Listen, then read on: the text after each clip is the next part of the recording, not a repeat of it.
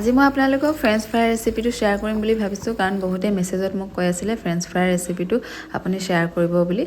প্ৰথমতে ৰাতিপুৱা শুই উঠিলোঁ, উঠি কাম বনখিনি কৰি পেলাই গাটো ধুই ল'লোঁ। আজি অকণমান গৰম গৰম অনুভৱ হৈছে নহয় জানো?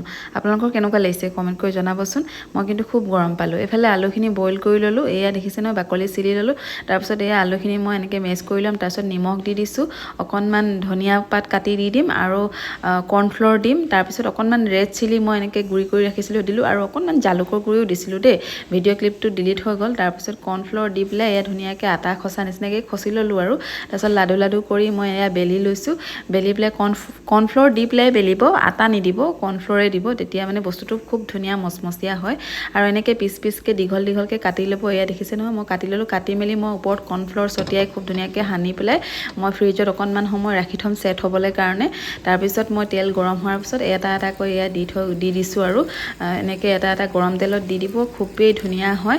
ফ্ৰেঞ্চ ফ্ৰাই ল'ৰা ছোৱালীয়ে খাই খুবেই ভাল পায় নহয় জানো? গতিকে একদম সহজ উপায়েৰে কেনেকৈ ধুনীয়া ফ্ৰেঞ্চ ফ্ৰাই বনিব তাকে আপোনালোকক শ্বেয়াৰ কৰিলোঁ। ভাল লাগিলে ৰেচিপিটো শ্বেয়াৰ কৰি থ'ব, লগতে মোৰ পেজটো ফ'ল' কৰি থ'ব।